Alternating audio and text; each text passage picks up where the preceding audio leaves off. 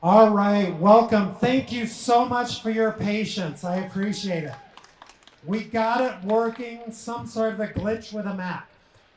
My name's Dr. John Day. I'm a cardiologist, and I want to share with you the longevity plan, or a blueprint of how to make it to age 90 and still enjoy exceptional health.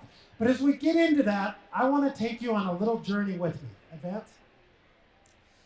This was an article on our book that was published in the Wall Street Journal. And actually, I was the one that wrote that. And my English teacher from high school, and I grew up right around here. I'm an Alta High grad, so I'm as local as you can get here, would probably be turning in her grave to see that I actually was able to write something. Next slide. We were covered in newspapers around the world. You can see here the secret to living past 100 can be found in this Chinese village. Next. Which led to a book, The Longevity Plan. That was never the plan. Never had a plan on writing a book. It was something that happened. We were named Best Books of 2017 by the Huffington Post. Won the gold medal for health and healing, Nautilus Book Awards. We were in bookstores around the country. This is my brother living in Jakarta. Saw it there in a mall in Jakarta. Next. Again. Okay, next. And that led us to another book. And this is my latest book as a cardiologist. One of the areas I'm particularly interested in is atrial fibrillation. The atrial fibrillation cure has been out more than a year. Still #1 in the cardiovascular section on Amazon. Next. So how did we get here? As I told you, this was never part of the plan. I always wanted to be a cardiologist, even going back to age 7. Nobody in my family's a doctor. How I got this crazy idea, I'll never know. But what led to this book really can be right here. Next. The US life expectancy is 79 years. Doesn't sound too bad. Next. But what the scary part is the healthy life expectancy is only 69. And so if you do a little math, 79 minus 69, what does that leave? That leaves 10 years where the average American is medically disabled, taking handfuls of pills, going from doctor's office to doctor's office. The sad thing is, if you look at our genes, most of us here in the audience, if I were to analyze your genes, most of the people here, your genes will allow you to live to age 90 in good health. So the question is, why are we leaving 21 excellent years of life on the table? And that's what I want to talk with you about today. How can you reclaim those 21 extra phenomenal years of life? Next. Next. This was me. I was on this same path. And I'm going to take you a deep dive of places you've probably never been to in a hospital before. Next. This is the doctor's dining lounge at IMC. Unlimited supply, bagels, donuts, whatever you want. And you know what? I'm kind of cheap, and the best food is free food, and this was my breakfast. Next. They also allow you unlimited supply of soda pop. And so I thought I was being somewhat healthy by drinking a Diet Coke, so I'd wash it down with a Diet Coke. What do you think happened? Well, at age 44, I hit a health crisis. Next. I had an autoimmune disease, ankylosing spondylitis. Next. Eosinophilic esophagitis, which is a food allergy which attacks the esophagus. Next. I was overweight. Next. High blood pressure. No surprise. Next. Hypercholesterolemia. Next. Chronic insomnia. Next. Chronic fatigue. And next. I couldn't exercise. For my life, I had this crazy idea as a cardiologist that as long as I'm exercising, I'm healthy. I ran lots of marathons. I pictured myself as someone healthy. Didn't matter what I was fueling my body with. But I had this crazy idea. But at age 44, it all caught up to me. And that's what we typically see. Most people, if you ignore your health, it catches up to you in your 40s. Now, maybe if you're blessed with super genes, you can make it to age 50. But sooner or later, just like gravity, it catches up to you. It caught up to me at age 44. It got to the point I was no longer able to play with my kids, play basketball with my kids. It hurt to even go skiing. And for those of you who know me well, exercise is my antidepressant. I live to exercise, and it was taken away. Next. Now, also, I love all things Chinese. I speak fluent Chinese. I regularly travel throughout China, giving lectures in Chinese. I think they keep inviting me back because I'm one of the few Caucasians that can speak Chinese. And so I give my lectures, my cardiac lectures in China, in Chinese. And as part of this, as I started talking to colleagues in China, they shared with me that there is an area in China that has the highest percentage of centenarians in the world. And since my health was pretty much blown up at age 44, I'm thinking, oh my gosh, how am I going to make it to retirement? How am I going to get through all of this? Fortunately, I had, at least at the time, I thought I had a disability policy. I will say I canceled that policy now. I no longer need it. But at the time, I was thinking I was going to cash in on my disability policy. Thinking if I feel this horrible at age 44, what's it going to be like at 54 or 64 or 74? They shared with me about this place. Next slide. This longevity village. It's called Bapan in China. Next. Now a little geography lesson. Next. This village is located in the Guangxi province, not too far from Guilin, if any of you have been there before, about 50 miles from the Vietnam border. Next. Now this place is interesting. Actually, the whole county here in China is known for their exceptional longevity. And so people from throughout China would travel there on these extended health vacations, if you will, to try to learn what is the secret of health, happiness, and longevity. This village is at ground zero. Population 530 at the time. There were 7 centenarians when we started our project. And at any given time, it may vary. But in general, there's usually at least 1 centenarian for every 100 people, which if you compare it to the US, we have about 1 centenarian, 100-year-old, for about every 4,400 people. Even the famed area of Okinawa, Japan, there's only 1 centenarian for about every 1,642 patients. Next. Now, initially, we thought it had to be with the genes. And so we put together a medical team. I had doctors, cardiologists, other healthcare providers working with me on this research project. This was a 5-year project, and our goal was to try to tease out what is their secret to their exceptional health, wellness, and longevity.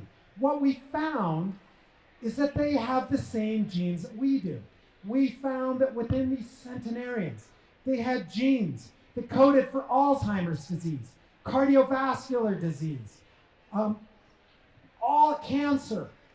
The only difference is their genes were not turned on. Where here in the US, at least most of us, our genes are turned on. And that led to epigenetic factors.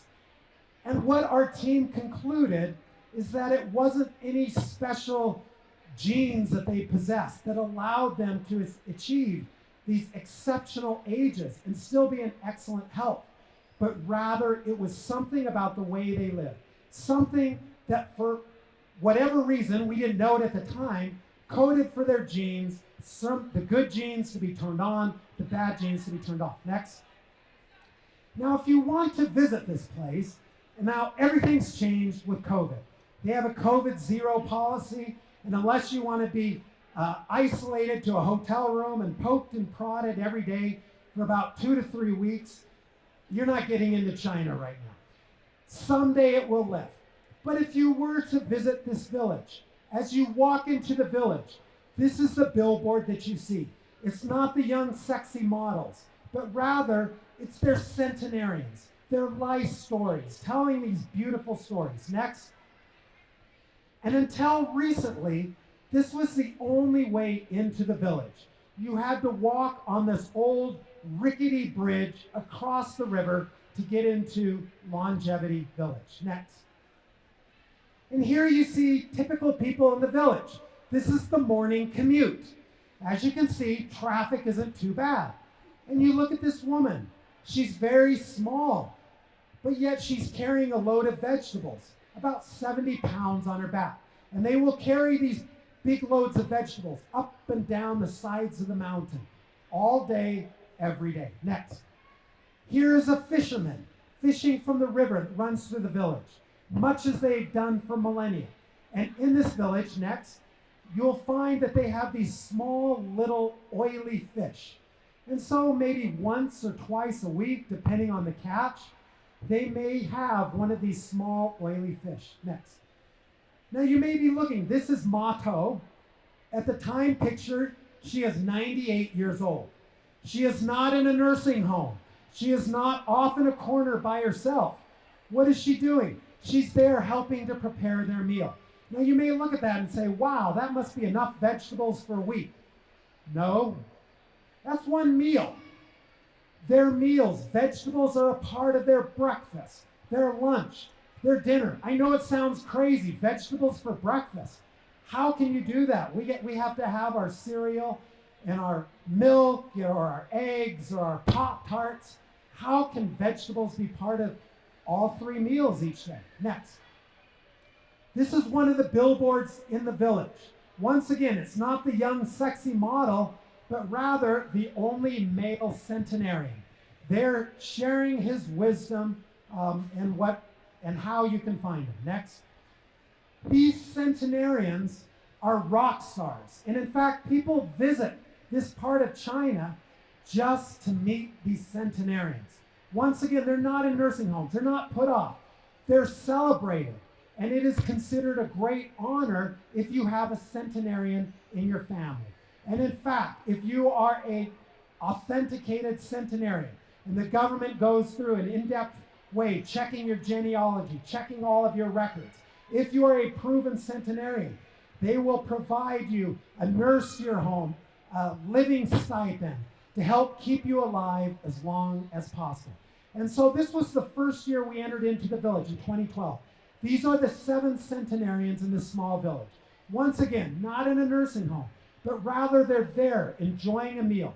We could find no cases of heart disease, no cancer, no obesity, no diabetes. They were not on any medications, no hospitalizations. They were living natural lives. They were eating, living, breathing, working in a way that allowed their body's own health defense mechanisms to take over. Next slide. This is Guoxin, and this is my wife, and you can see my daughter there on one of his many walks. They were very physically active. Next slide. Here's Ma Gan on one of her daily walks, 107 years old, out there walking several times a day, every day. Next slide. When we looked at their numbers, glucose levels, total cholesterol, triglycerides, HDL, LDL, their numbers were exceedingly low. These are lower than the best medicated numbers that you can find in the US. This was all natural. Once again, if you eat right, and live in a way that allows your healthy genes, your body's own self-defense mechanisms to take over, you can achieve exceptional numbers like these. Next. In fact, what you'll find is their cholesterol levels, total cholesterol levels on average, about 110 points lower than in the US. Next slide, or next one. Their body mass index, about 6 points lower. They are very lean, active people. Next. Heart disease deaths, 17 times higher in the US compared to this county in China. Next slide. Breast cancer deaths, 7 times higher in the US compared to this part of China. Next slide.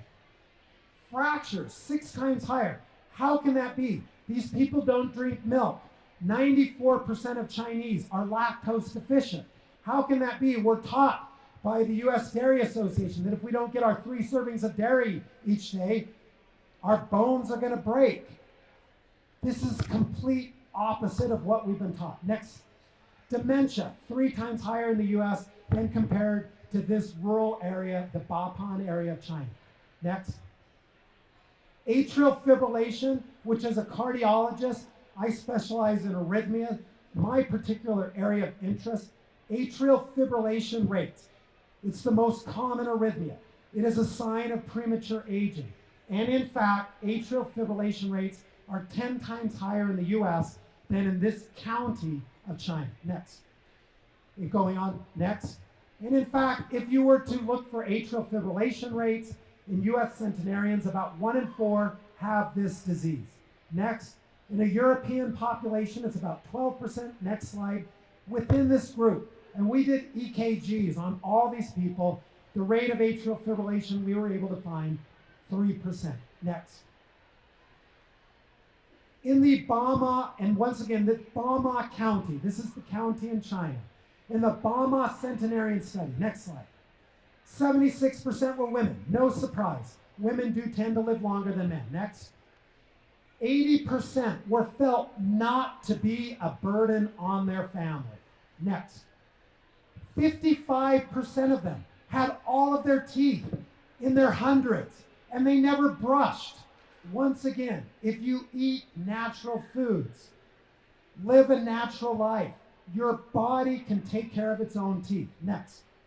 97% of these centenarians were able to use a squat toilet. How many of you can use a squat toilet? Not too many. It's hard to be able to balance. You don't want to have constipation if all you have are squat toilets. There's something to be said about that. But 97% of these centenarians could still independently use a squat toilet in their hundreds. Next. 69% were felt to still be in good health. Next. 86% were still cognitively intact. Now in a US population, by the time you get to age 85, half of all 85-year-olds in the US already have dementia. It's sad, it's tragic. It can rob you of your soul. Next. Only 18% had arthritis, even though they were in their hundreds. Even though they were physically active their entire lives, they used their joints every day, all day. Next. 4%, only 4% had cardiovascular disease despite being in their hundreds. Cardiovascular disease is still the #1 cause of death in the US. As I showed you, the average age of death is 79 in the US, and almost half of all people in the US die from heart disease. But yet, in this part of China, only 4% of their centenarians had cardiovascular disease. So, as our research team put this together, this was a 5-year project. It wasn't their genes. They weren't taking any medicines. They were living natural lives. What was their secret sauce? And so we boiled it down to 7 factors. First, they ate real food. It all starts with food. They did not eat anything processed. There was no sugar in their diet.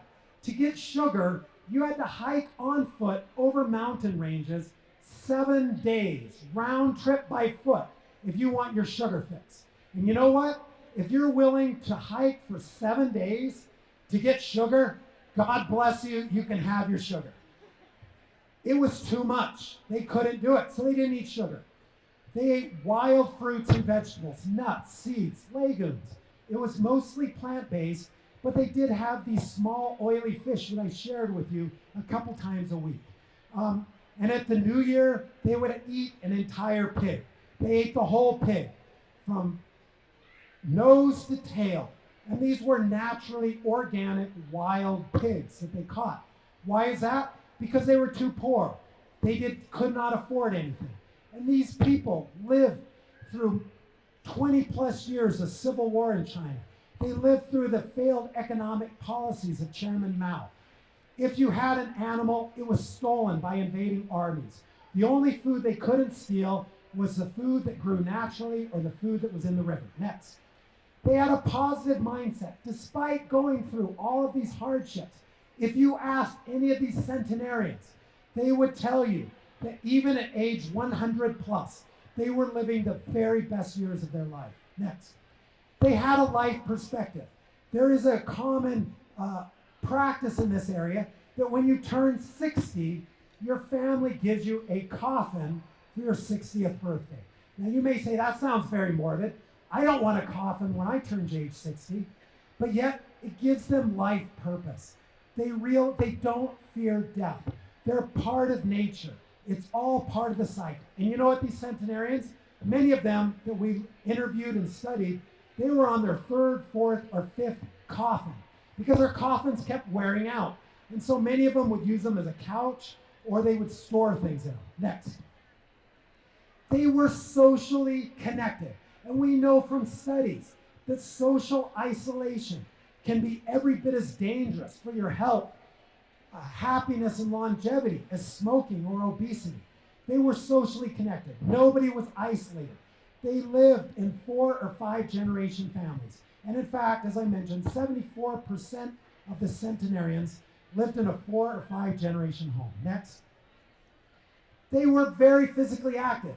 But you know what? If you ask them, what do you do for exercise? They'll give you that deer in the headlight look. Exercise? What is exercise?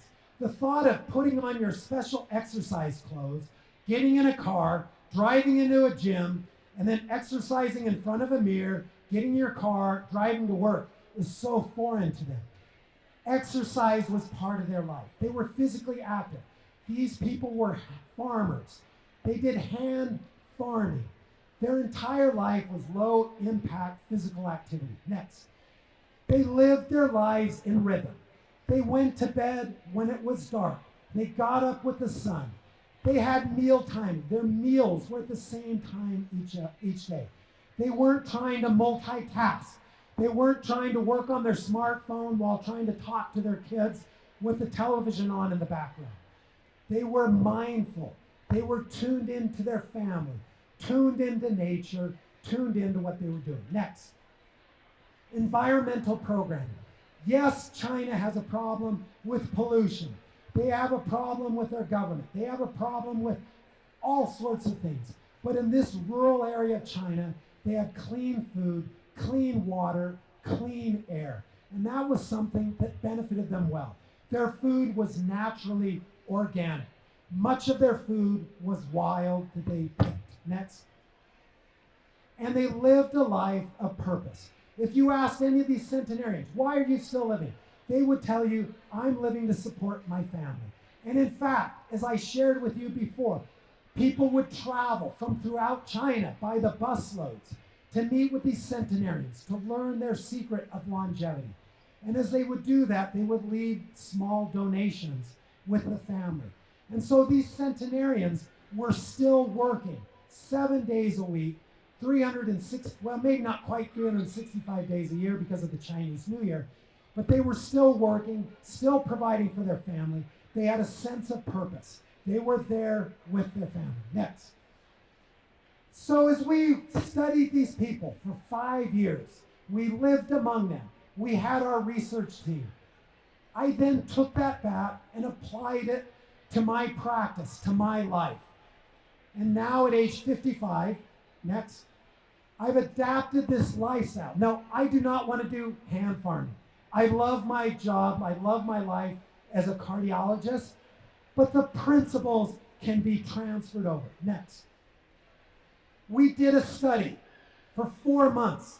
92% of my patients who suffer from atrial fibrillation, which is a disease caused by aging, premature aging especially, 92% of them were able to go on this journey with me and live like these centenarians during the 4 months of the study I did here in the US with my patients. In my case, living this way, my weight came down 30 pounds naturally. No dieting. It's a lifestyle. Next. My blood pressure went from 140 over 90 down to 110 over 70. I'm no longer taking a medication for my blood pressure. Next. Cholesterol dropped in half. Next. My C-reactive protein, which is a marker of inflammation in your body, dropped to below 1, down to 0.1, essentially almost eliminating inflammation with my body. And inflammation is a key driver of cardiovascular disease. Next, my chronic diseases, all of them are now in remission. Next, no medications, and I'm doing what I enjoy doing. I ski, I run, or I mountain bike every day of the year without fail. Nothing hurts, and this is the way I want to live my life. I want you to see, I want to get that free ski pass at Alta. What is it now? I think you got a 75 now.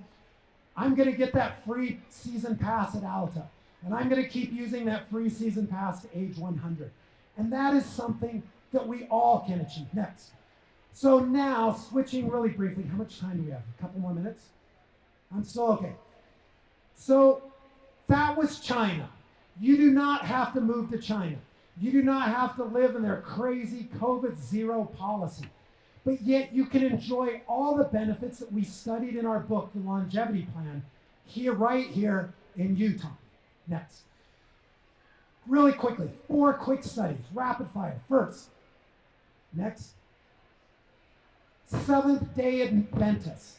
I want to share with you a study from them. Next, there was a study done at UCLA on California Mormons. Next slide. Or next. The Nurses' Health Study. Next. The Physicians' Health Study. What do these 4 studies have in common? All 4 studies were looking at what is the secret of health and longevity. All 4 of these studies came to the conclusion most people, that's most people here in this room, most people can still have excellent health at age 90 if you can just do a few things. Next. With the Seventh-day Adventists. Next. Click again. Next, next, next, next.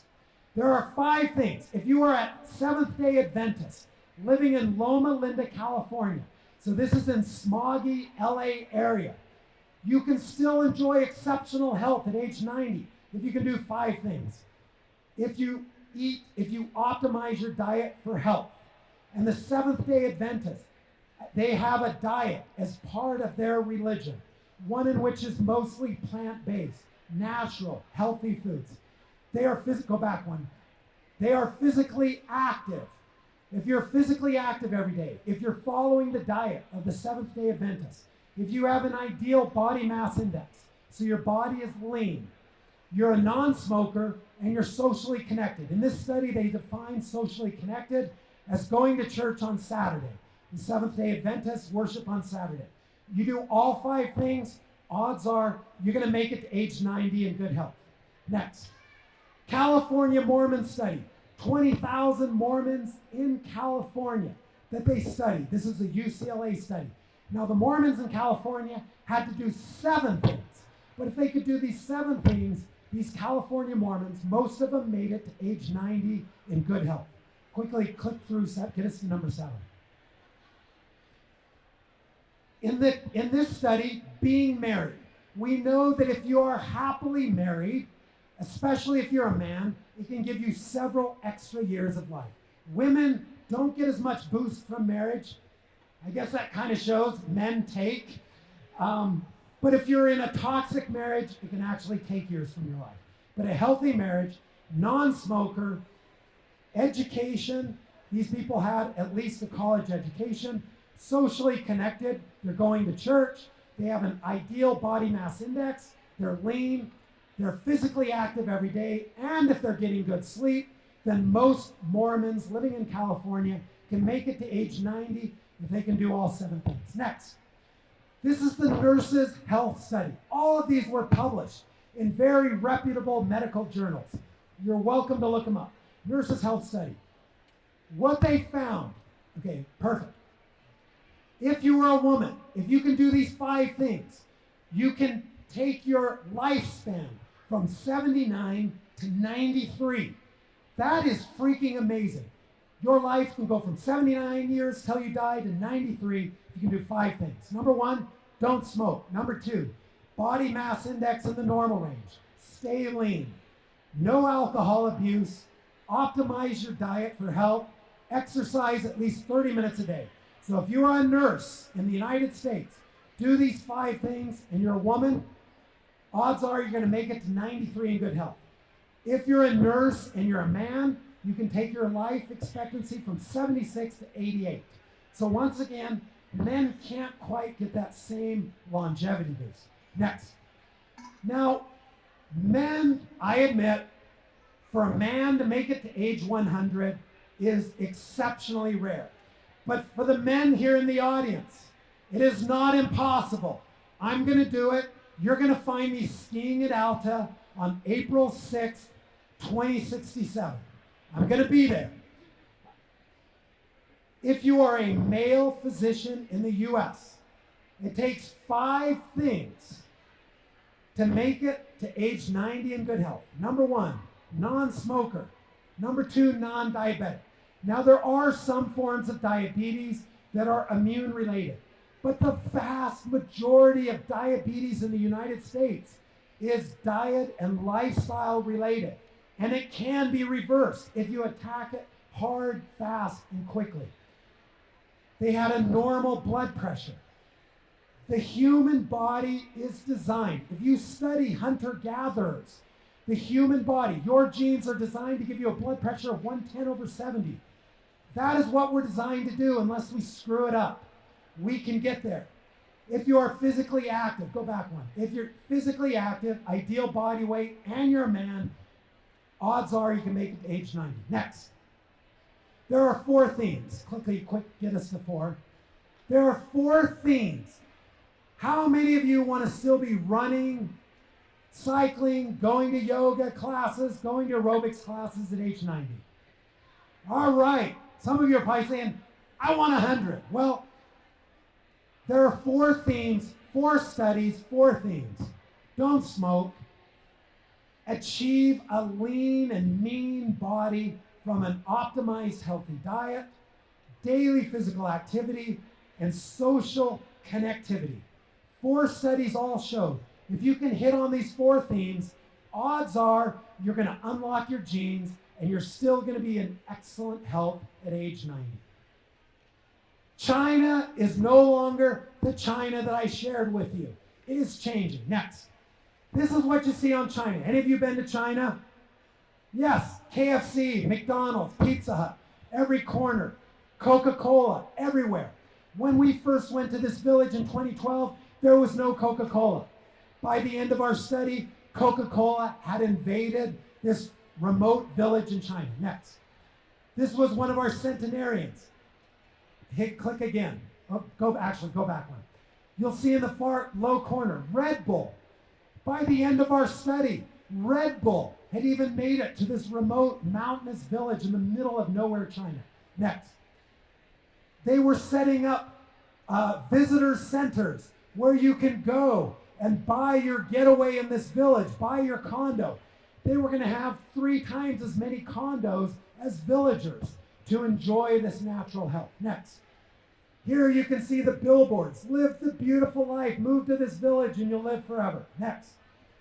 But it's changing. This was one of the centenarians that we studied. There you see the 5th generation in the background. What are they doing?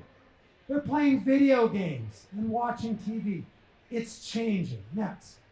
I shared with you at the beginning. There was one rickety old bridge when we originally, and that was the only way to get into this village, to cross the river. On our last trip, in the middle of the night, there were about 20 villagers sitting on the edge, trying to cool off from the breeze. It collapsed. There were several 90-year-olds in the bridge that collapsed. I was jogging at the time. They went to grab me. I was the only doctor in the village. I thought I was going to have to practice my CPR, ACLS, BLS skills. Even the 90-year-olds were able to swim to safety on their own with these high-flowing spring waters. The bridge was collapsed. The next day, we had lunch with the mayor. He said, well, I don't know if we'll rebuild it. We're going to put in a new modern bridge, like everything else in China. And that is the message of the book, The Longevity Plan, in my talk here tonight. You don't have to move to this village. And in fact, if you wanted to, good luck getting through all the COVID stuff just to get there. But it's changed. The world has changed. They have adopted our Western ways.